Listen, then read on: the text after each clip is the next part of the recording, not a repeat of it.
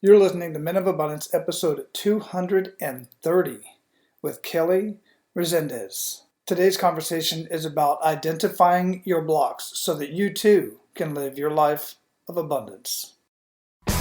Welcome to Men of Abundance, the podcast for those looking to level up their lives by hanging out with some of the greatest leaders and established professionals in our community, living a life of integrity, honor, and the abundance mentality.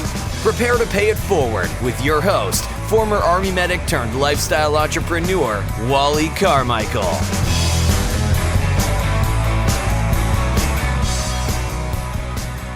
What is going on, Men of Abundance? I am Wally Carmichael, your founder and host of the Men of Abundance podcast, the Pay It Forward community, and I am just freaking super excited this morning. I'm recording this early in the morning before I even get my little guy to school because today, at the time of this recording, which is 7 November, I will be flying to Newark, New Jersey to hang out with a couple veterans and Tony Robbins. So by the time you're listening to this episode on the 8th of November, I will be at the Tony Robbins Unleash the Power Within. And I have to give a huge shout out and thanks to handupnow.org. It's a brand new organization for veterans started by Scott Morris and Kathy Rizigo-Wigline. I hope I pronounced that right. And they are doing amazing things for veterans. And if you want to learn more about handupnow.org, I had a conversation with Scott Morris. And you can listen to our conversation and how he got handupnow.org started. It will blow your mind. So go check out episode 217. You can go to menofabundance.com/217 and listen to my conversation with Scott Morris. I also have to give a shout out to my buddy Isaac Day. He is the one who introduced me to Scott and Kathy and handupnow.org. And if you want to learn more about Isaac, you can check out episode 100 because I had an amazing conversation with Isaac Day on episode 100. So make sure you go check out those two episodes and make sure you share Men of Abundance with everyone in your circle. Be abundant in your life today by paying it forward and sharing Men of Abundance with those who you come in contact with, because you never know what somebody else is going through, because most people don't just come right out and share the trials and tribulations that they're going through. Most people don't come right out and share their blocks that they have in their life. So share these conversations with others and just know that it's going to make a difference in their life. And talking about blocks, that's what we're talking about today. Today is about getting over your hurdles, getting over your blocks, getting over your fears and your self-limiting beliefs in yourself. That's basically what the conversation is about today. And this is huge because of all the people I talk to, and I talk to so many business owners, even people who have already done amazing things. They still have blocks in their journey, including myself, that we have to get over. And we cannot do that by ourselves. We must have somebody else in our life to help us, one, see the block sometimes, because sometimes we don't see the block in our own way, and an outsider looking in can see the block, especially somebody who is skilled and somebody who has many experiences in life and may have lived through what you're going through or something similar to what you're going through right now. So it's extremely important to get into some sort of mastermind group, a coach, a mentor, so that you can identify your blocks and then go over them, around them, or just completely obliterate them and move on with your life. Now, I got to tell you guys right up front, our featured guest today specifically speaks to the ladies, and that's who she focuses on, just like I focus on working with men. And to make no mistake about it, what we talk about today will benefit men and women equally. In fact, the book we talk about today will also do that, and we talk about that during this conversation. So our featured guest today is Kelly Resendezis. She is a mom, business executive, best-selling author, and influencer. She loves helping others with strategies to overcome self-sabotage and find more joy. Author of the new and already popular book, Big Voices, is also founder of the movement the book is named for, Big Voices, a women-empowered network. Kelly is passionate about helping people increase joy, reduce suffering, and learn to think differently.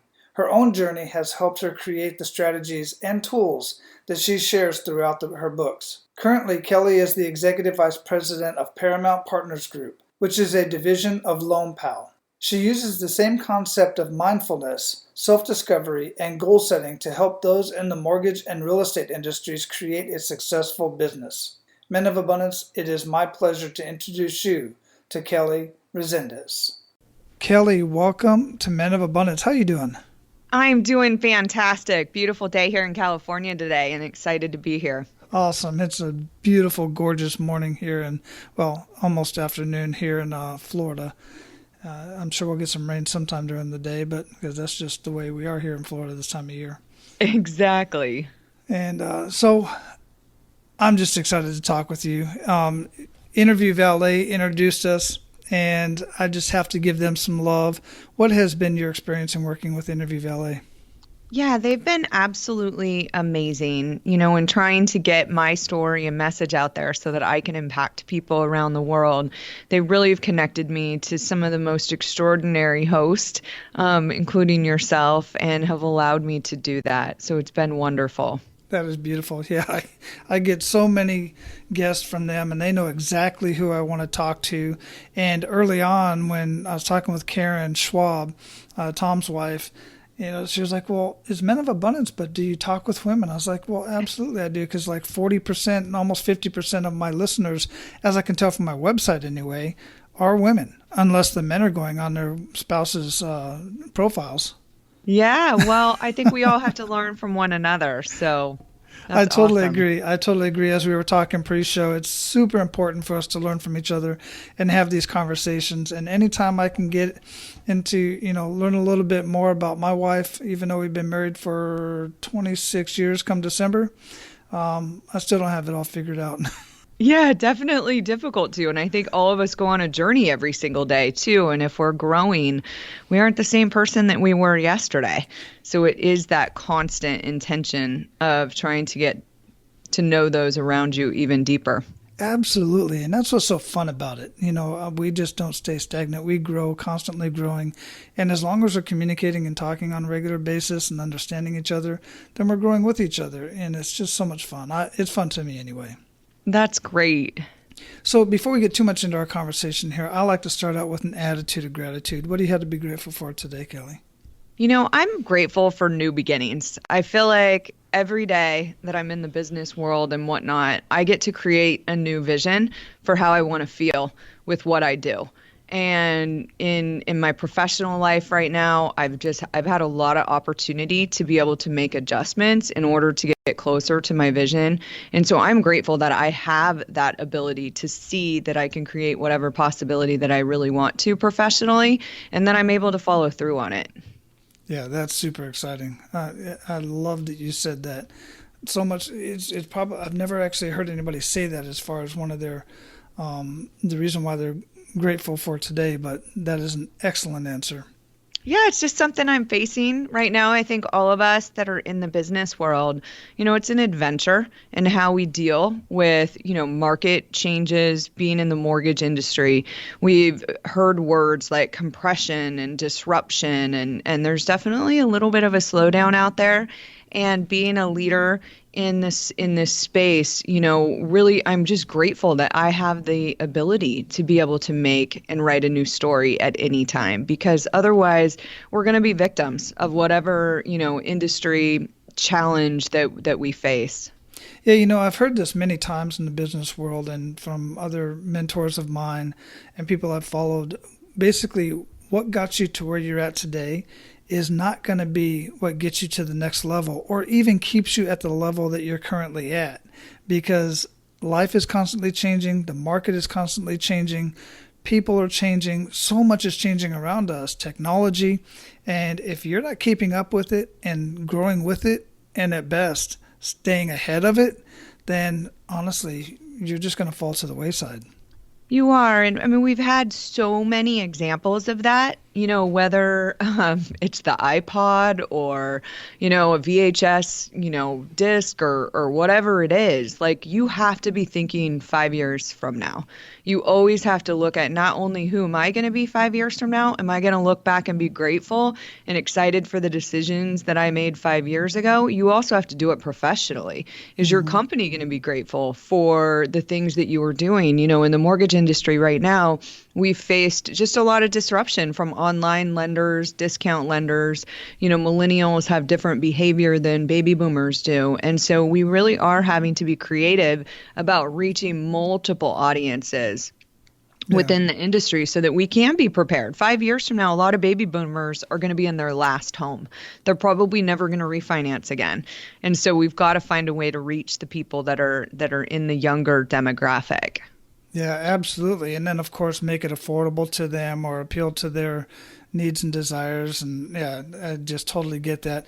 And I'm very fortunate in that I was just thinking about it actually as you were talking and saying that through the podcast and through my networks over the last couple of years, I am just connected to some of the most amazing people in various industries, many industries, finance industry, technology, marketing, because that's my niche, with all the social media and the technology.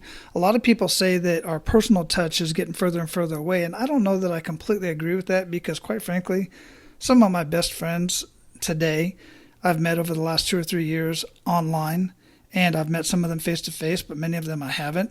And I mean, I have just a list of people I can call if I have any particular problem or know somebody who has that problem, and I can reach out to them. Yeah, and I think there's this balance. And for anybody, that's out there and you're wanting to create an abundant life, like we can't do that without relationships and love. Like you just can't. Like you can create all the success in your life financially, professionally, etc. But if you don't have those deeper relationships, then the quality of your life is just not going to be as high as it would be otherwise. And so we've got to be careful, as we use artificial intelligence and, the digital age comes, that we can never replace that value of just that face-to-face person that's able to help us with our emotions. And that's really where service comes in. And, at my mortgage company, Paramount Partners Group, that's our number one value proposition for consumers, is that we do have that concierge feel to make sure that we're going to walk you from start to finish as you're buying a home. And as much as you think that you can point, click, hit enter, whatnot on your computer to do that, it really is impossible. So there's so much that technology's brought to us from an efficiency standpoint, but that bonding, that relationship, that ability to be able to soothe somebody during the most stressful time in their life is not going to be replaced. So no matter what industry you're in, you've got to make that commitment that I'm going to continue to expand and deepen relationships with people that are like-minded and on the same path as me while I'm utilizing technology and artificial intelligence to become more efficient. Yeah, absolutely. Very good point. I absolutely agree with that. So we already got to know you a little bit, but how would you describe yourself? Yeah, so I would honestly describe myself as just somebody that is extremely passionate about growing. And I look at every day as an opportunity to just learn and deepen, my own value from just a self-love perspective. I think there are many people out there that struggle with that not enough idea in their life. And for me, my mindset is really important. So it's something that I spend a lot of time cultivating. I'm a mom, so I've got 2 teenagers, and man, did they have me up my game on patience and unconditional love in this season. They definitely give you a run for your money, and they've been my greatest teachers ever. And so I'm just somebody, I've accepted I'm really type A. I'm a very driven person, but I'm also very spiritual and believe that consciousness and awareness and self-actualization are absolutely possible with intention for a type A person. And I would tell you that, in writing my story, and I had to change it considerably, 15 years ago, that I'm just driven completely by love and contribution. And although significance and perfectionism tend to pop up every once in a while and still try to take over in my life, I have the awareness, just to see them and know that they're not going to bring me long-term joy. Yeah, absolutely. And, you mentioned writing your story. And I just find that so important. I've been talking more and more with guys lately because I've learned this to be very valuable myself, is to figuratively, but also literally write your story, write your book as you go along in life, but also try to recall things that happened in your past and correlate that to where you are and who you are today. So in that regard, and staying on that subject, I would like for you to share with us that kick in the gut moment that you are willing to share with us, because I'm sure you've got many, and really make us feel that. Yeah. So, my kick in the gut moment was what I would just say was the very beginning of my awakening. And I was in the early 2000s, a top producing loan officer, high six-figure earner, had the 6,000 square foot house, just lived what anyone else would have looked in and said a blessed life. And through that, my mom, who is 57 years old, was diagnosed with dementia. And she was my audience. She truly was. She was the person whose attention and significance I sought the most. And in one fell swoop, as this disease started to kind of come into her life, she no longer cared about all of the achievement that I'd been working my whole life for. And I had to go through the most gut-wrenching absolute look in the mirror that was humanly possible, because I didn't even know who I was. I didn't know what I was living for. And at that time I was working 60 plus hours a week, and probably the first thing that would have come out of my mouth if somebody said, "How are you?" I would have been like, "I'm fantastic. I'm crushing it. Like, work's great."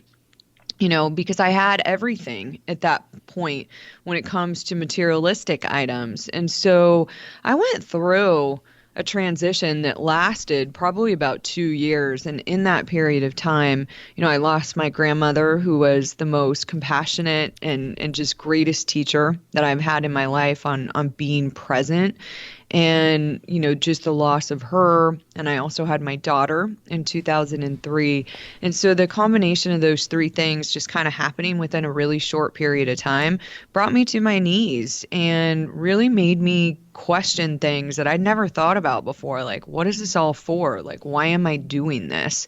My mom had just worked her tail off her entire life and accumulated so much in material items. And, she definitely did very well. And all of a sudden, she didn't care about any of it. All she cared about was sitting on the couch and maybe rubbing my hand. And so during that season, I had my mom and my daughter in diapers at the same time. And it was one of those where I literally, wallowed in self-pity until I made that decision. Like, I can no longer live this way. And I'm going to start working on myself. And it started my personal growth journey that continues to this day. And I know it's one of those where all of us feel challenged, like, how am I going to figure this out? And that's how I felt at that moment. And I felt helpless. I felt like I wanted to feel sorry for myself because I was losing my mom slowly. I wanted to feel sorry for myself that I didn't get help from my dad and my sister like I wanted to. And, I stayed there for a minute and I realized that it was not a fun place to be. So I had to write a new story for myself. And what was that new story? Yeah, the new story just started on a journey where I had to get my physical health in check. Like many people and listeners that are out there, I was very dependent on food, alcohol, entertainment to distract me from the stress and lack of balance that I felt professionally and personally. And so I started with my physical health and really just, was able to stop any dependence on food to make me feel better. A lot of us just work a long day and then we feel like in order to feel better, we're going to go eat, a large pepperoni pizza or whatever it may be, your preferred method. But I had to cut that cord with food and just got my physical health in check. And then I went the spiritual route and I really just dug into the consciousness space and stayed there for many years, studying under, people like Eckhart Tolle, Deepak Chopra, and really went that direction. And in about 2011, I would say that I kind of found my center, which was this balance between the achievement and the spiritual world. I wasn't completely ready to go off of the achievement space during that season. And I had to find that balance because I think what happens is when we're trying to write a new story, sometimes we swing our pendulum so far that we lose ourselves a little bit. And it takes a while just to settle back into that authentic space where you truly are the person that you're intended to be and believe that you can create whatever possibility that you can imagine for your life. Yeah, absolutely. Absolutely. Thanks for sharing that. It's not easy sometimes sharing that kick in the gut moment and reliving that, but it's part of your story and you got to own that. And guys, I'm talking to you specifically, and ladies, you have to own that story and realize ultimately, you got people around you, you have a support channel around you, but ultimately you got to take care of you. You do. And, you know, we always have two choices. Like, always. Like, there's two choices, and I think we forget about it. So, we have two choices. We have to ask ourselves, can I change my situation? Or can I change the perception of my situation? And in my case, I couldn't choose to abandon my mom. I had to sit with the discomfort of watching this woman who had been the matriarch of my family slowly lose the ability to, tell the time, go to the restroom on her own, open a car door, so many of these things. Or I had to just change the way that I looked at it. And I did. And part of that story was I cultivated this deep sense of gratitude for how present she had become because her brain and her overthinking wasn't controlling her life. Like she seriously could just look at a flower and it was almost like she could feel the color of it. And so it was something I set as my intention that I was going to become more present too. Wow. Yeah, that's beautiful. That is really beautiful. So at what point did Big Voices come along? Because I'm looking at your site here, bigvoicesrise.com, Yeah. and you got the book Big Voices. Where did that come from? Who is that talking to? Yeah, so big voices came from, I'm going to tell you, to be honest, like when you start a personal growth journey and you really set down this path, like for the first year or two, you're like on fire and you want to tell everyone about it. And I remember in 2005, 2006, I was working with a spiritual advisor then sharing that, oh my gosh, I've got to start speaking on this more because I'd already been speaking in the mortgage and real estate space for a while. And, I really wanted to get out there. And what she cautioned me on was like, you're really just absolutely like addicted to growing at this moment. Until you get past that, like I would just encourage you to do the work that you need to in solitude and not feel the need to share it with so many people. And when you get to that place where you truly know that you've reached this authentic place where you believe that you're a masterpiece, not that you're trying to work on feeling like you're a masterpiece, then you'll be ready. Little did I know it was going to take another 10 to 12 years. And I got to a space where it just was burning in me to share this. And the subtitle is really just an invitation to awaken. And that's what I realized, that in the beginning, I wanted to go shake everyone awake. I wanted to raise consciousness on a global scale. And I wanted to be able to just share this information with people as if that was going to be the key to their awakening. And now I've since realized that it really is just one of those where I invite you to do this. Like, it's going to be difficult work, but it's going to bring you so much joy and such a greater, amount of abundance and prosperity in your life. But if you're not ready to do the work, then it's not time for you to go on the journey. And some people just honestly aren't going to go on the journey. And so I would tell you, like with Big Voices, it took a couple years to write. I had to start over. After losing some of my work that I had done. And part of that was part of my journey, was God was like, that wasn't good enough. It was time to lose that. We got to start again. And, that whole idea that Tony Robbins says that life happens for you, it really was true, because I started over and I wrote it, and it was as if, I absolutely was just being pulled to do this. There was nothing that I had to really work hard about. And it was just, I set the intention every single day that for the next 9 months, I was going to write a certain number of words. And I was able to do that and just really get it complete. So Big Voices is my invitation to people to really just awaken and to start writing a new story for themselves. And in doing that, I give you strategies and other things that work for me. And then I share some of the hard lessons, like with the fact that I got to a really lonely place because I didn't set the intention of connecting with more like-minded people that were going to support me on this journey. Wow. Well, first off, let me say I'm relieved because, you mentioned that your book took different directions. Yes. Because mine has so far taken at least 2 or 3 different directions. I'm like, nope, this isn't where I wanted to go. So I started the podcast. Then, nope, this isn't where I wanted to go. It just doesn't feel right. So I'm relieved in that regard. Second, in the subtitle of your book, it says it's an invitation to women. We were talking pre-show. And you've said several times an invitation to people.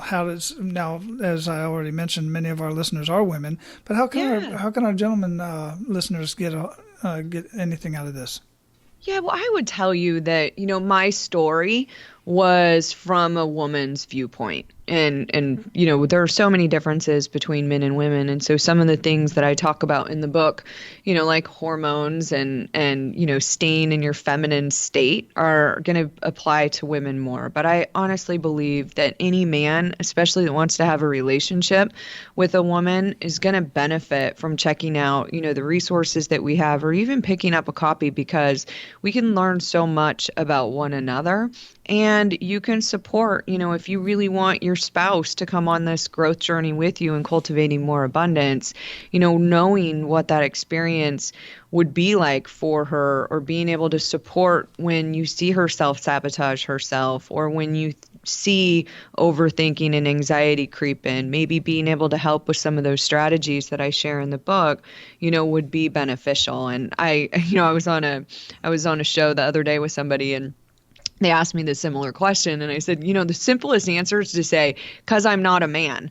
Like, that's why it was written for women, is because I'm not a man. But I've definitely spoke to men, for the last 20 years through my Foundation to Sustainable Success platform, which is really about cultivating the person that you need to be in order to be successful in business. And there's so many similarities between men and women. We just have different preferred methods of sabotage, or we have different patterned, thinking, that we go through, that are probably going back to the beginning of man, that we have to fight against. And so I hope one day to, give the men out there too, some of the big voices view on how we can write a new story. Yeah, absolutely. And listen, guys, part of the reason why I do have such a great connection with my wife is not just because we've been married for so long, but it's also because I read these type of books to try to understand and get it from a woman's perspective, because I do read like The 5 Love Languages. Excellent book. It was written by a man. So I totally get that. And if it was written by a woman, it might be written differently. It could have been the same content, but it's in a different context. Absolutely. And, you brought up 5 love languages, and I would tell you, it's just when you put intention and focus on improving the quality of your relationships, the quality of your relationships is going to improve. Like, it's that simple. I just picked up 5 love languages for teenagers a couple weeks ago. Miraculous results. I mean, miraculous, because, I had always known as a child what my children's love languages were, because I'm just so involved in personal growth and development. So like immediately I'm like, oh, quality time, personal touch, that's easy.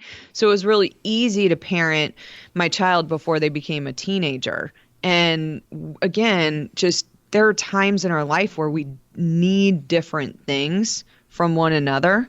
And I may have needed, personal touch, and that's really was my love language, but I'm going through a rough season professionally, and really acts of service is what's going to be of benefit to me. So we've always got to be in that intention space where we dive in and find more out about, the person that's special to us. Right, absolutely.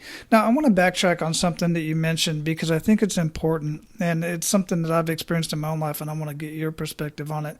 In that, on your personal growth journey, and you say you kind of figured it out at one point, but it took another 12 years. I talk to guys all the time, and they seem to be, to anybody else, even to myself, the most motivating, uplifted type of person. But then, like just this morning, 2 guys contacted me who are in a funk.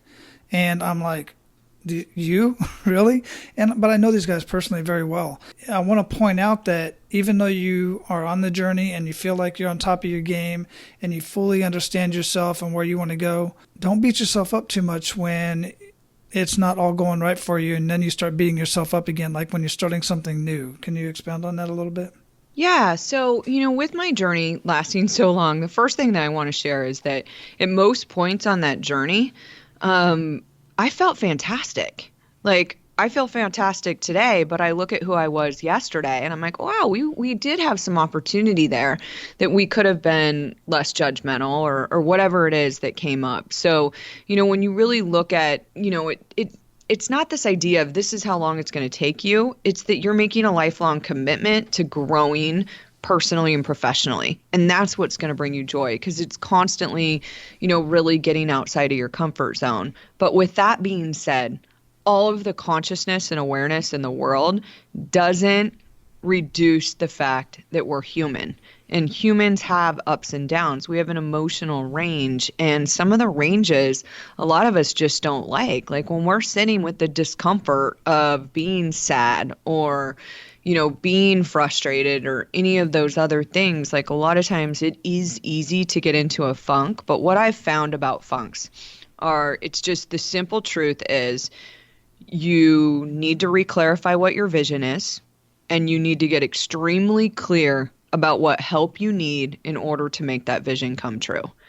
And then you have to completely remove whatever block stands in the way between you and that vision. And for most of us, the blocks are pretty simple. Like sometimes it's just isolation. So kudos to those men that reached out to you today, because a lot of us just stay in self-suffering and isolation, and then we feel bad for it. We don't share it, and it gets worse and worse and worse. And so when you come out of isolation, you share whatever it is that you're holding, you're going to get released that much faster.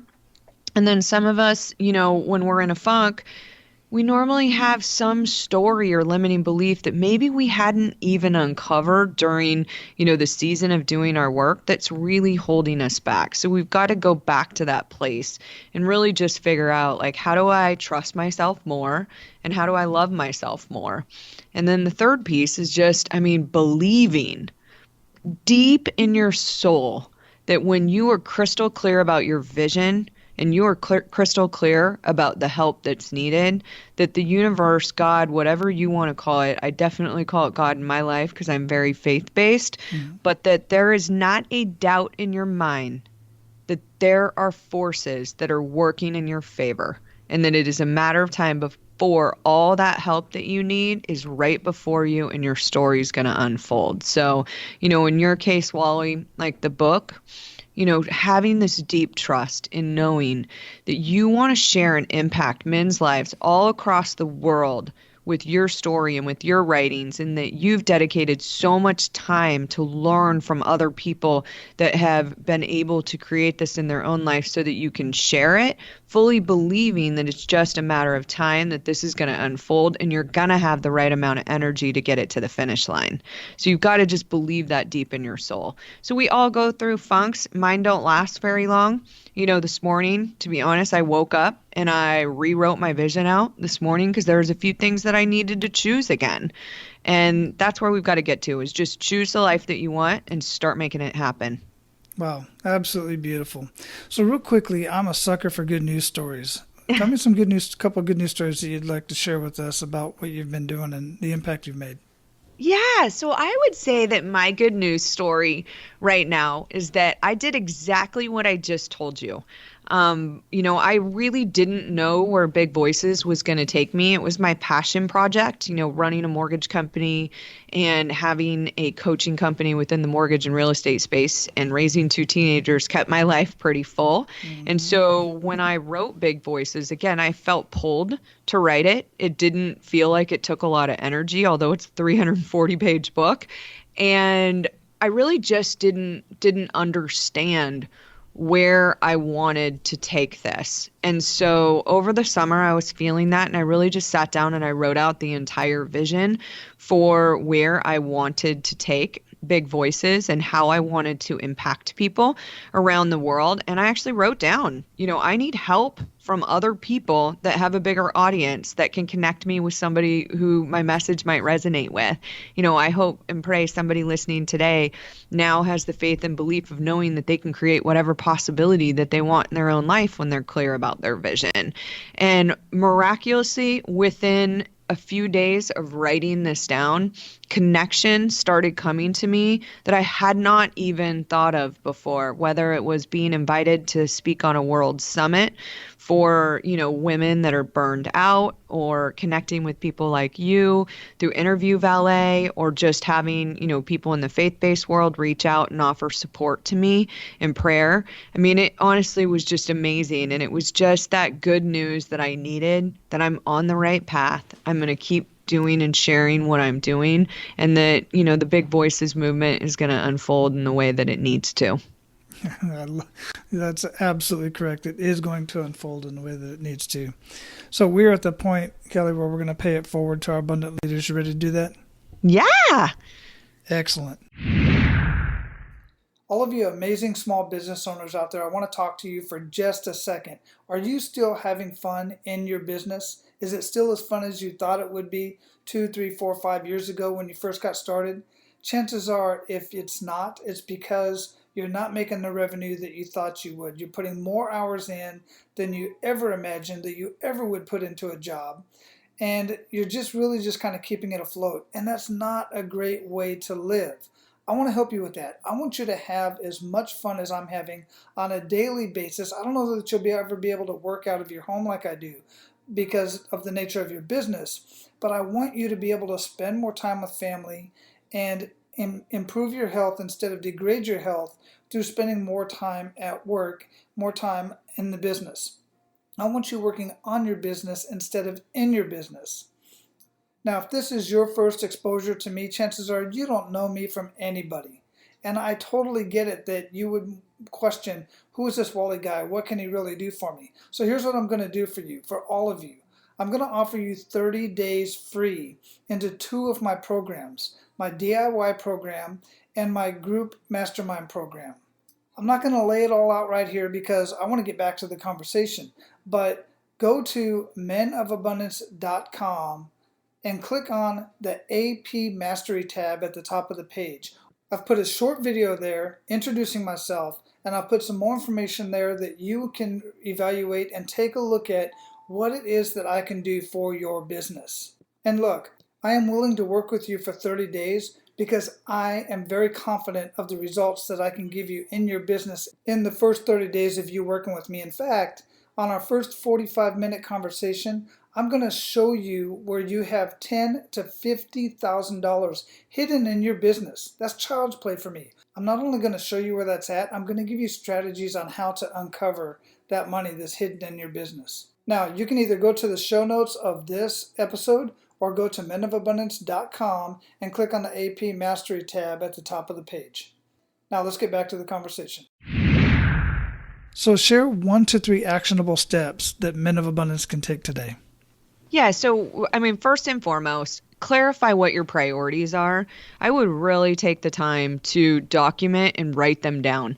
I have to look at my priorities every single morning just to make sure that they're in order. So for me, it's God, and then my emotional and physical well-being, and then it's my kids, and then it's my job.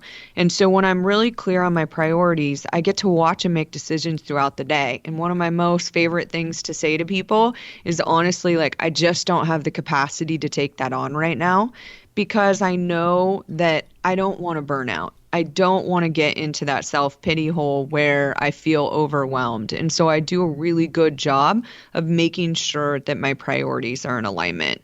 The second thing that I would do is, again, just write out your vision. And this isn't what you want to accomplish. This isn't your goals.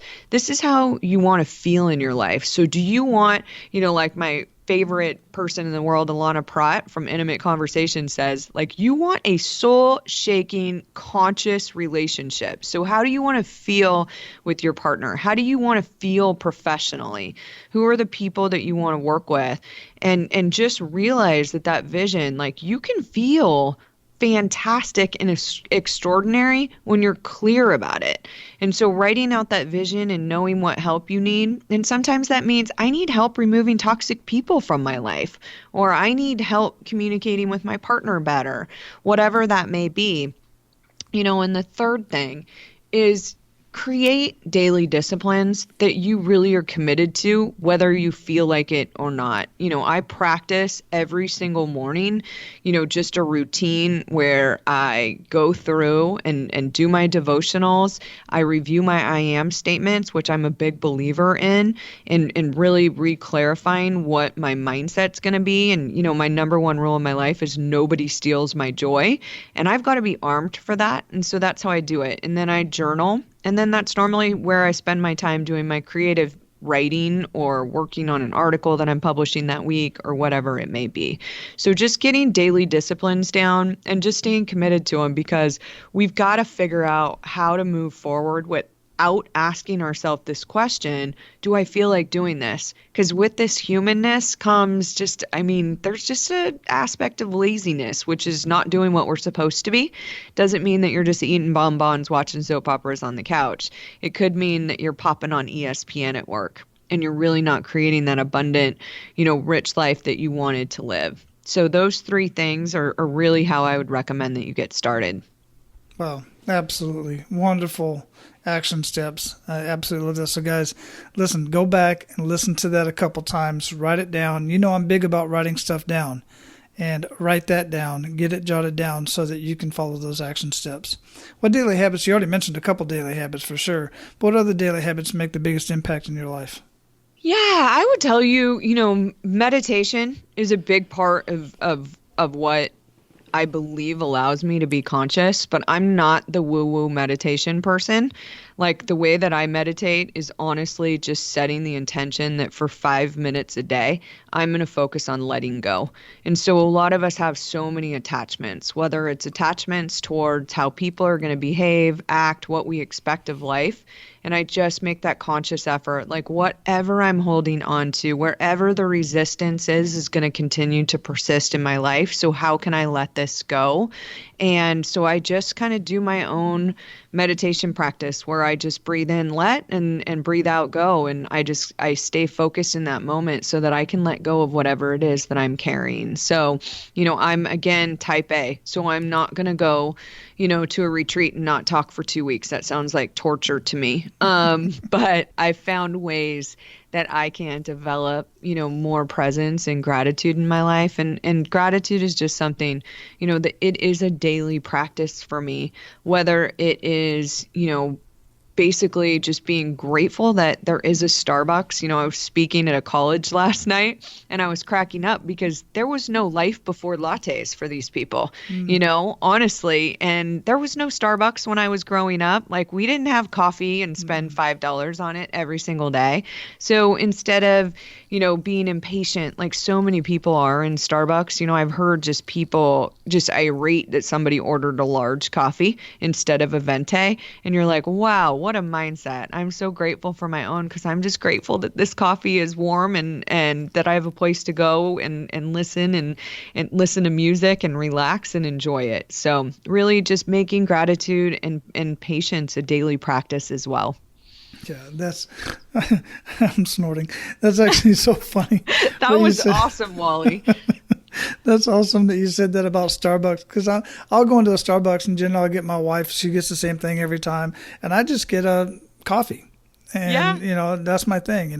Once in a while I get the caramel macchiato, but you're absolutely right. Growing up, us kids didn't have that stuff. And now I see teenagers drinking coffee, which, is here nor there, but, they're paying $5 for a coffee as opposed to 25 cents, which we could get from the corner store, back in the day. Or even if you did get something from the store, generally it was just a pot of coffee at home that was always brewing, Yeah, and Wally, I know that we don't have much time, but just to share a quick story on that, because everything's about perception. And my children live a blessed life. And, I try to cook them breakfast every morning and whatnot so that they head off to school. And the other morning, 13-year-old moody kid comes down, his breakfast is on the counter, made, and he looks at me and goes, "That's not what I wanted to eat."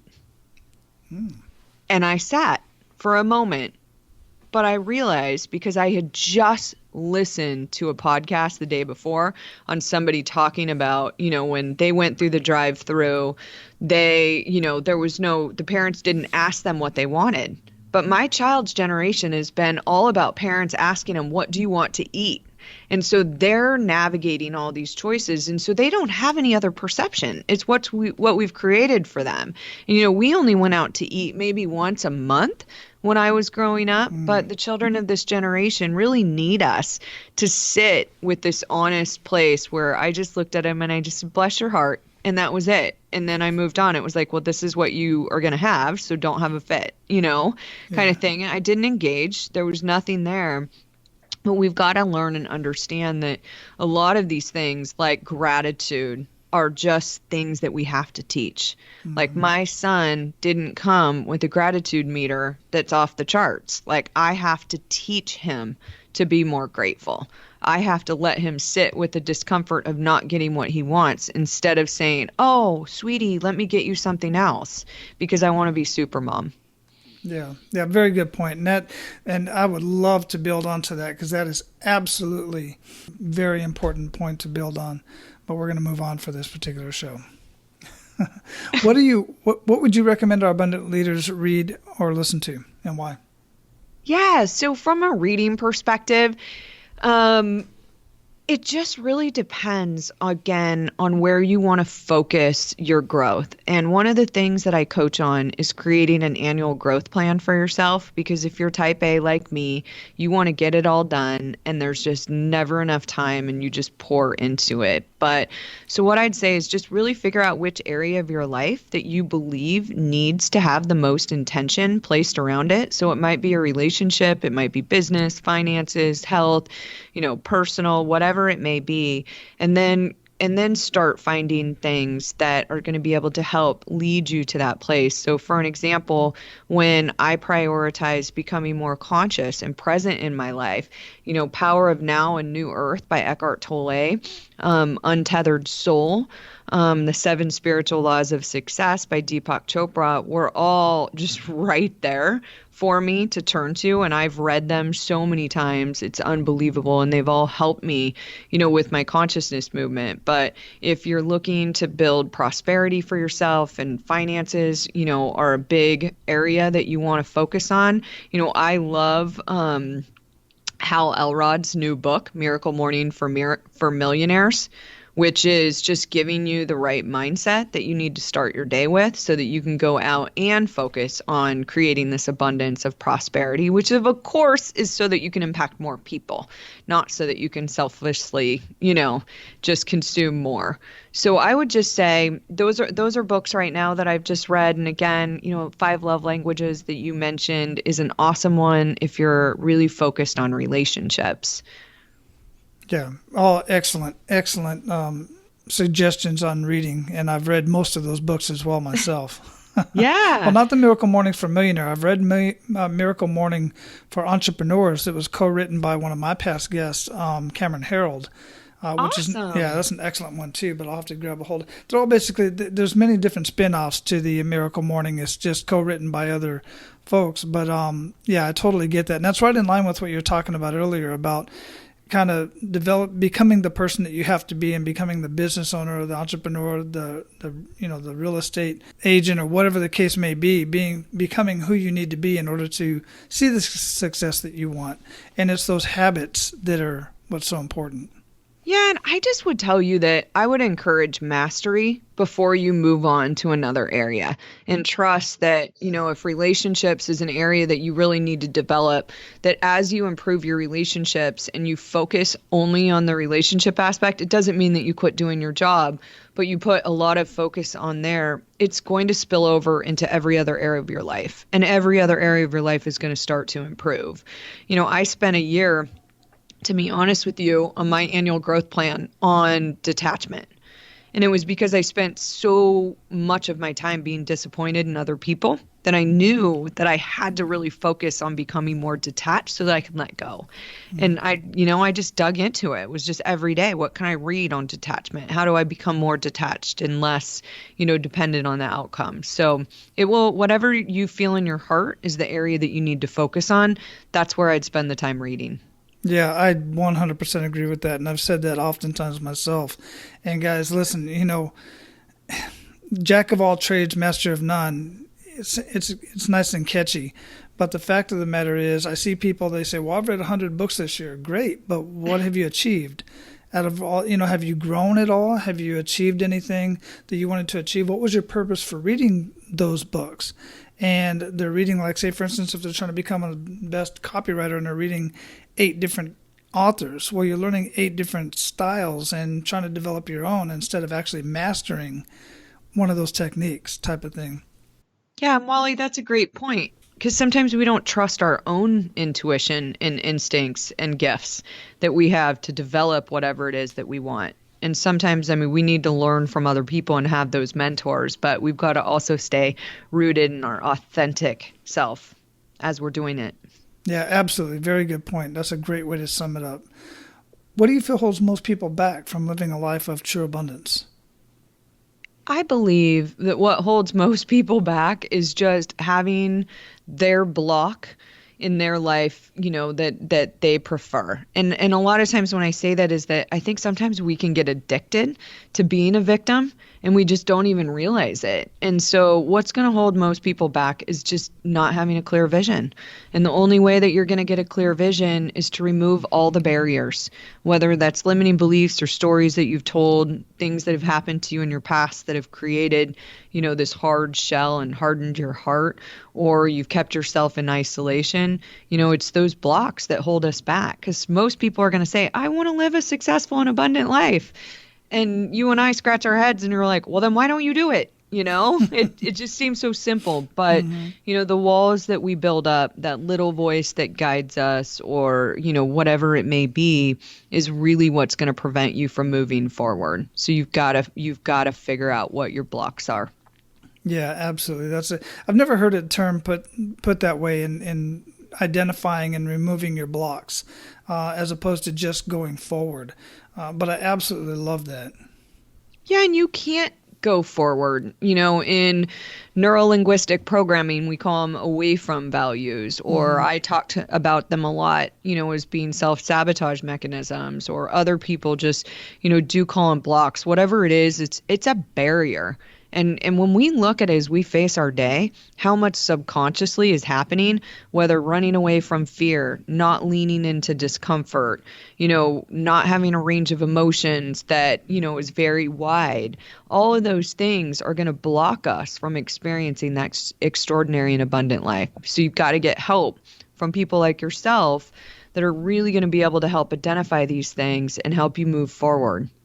Right, because in my mind, even if you go over the block or go around the block or go under it or otherwise just dodge it, the block is still going to be there. Always. Yeah. Always going to be there. Perfectionism is something that I've had to deal with my entire life, and it ran the first 30 years of my existence.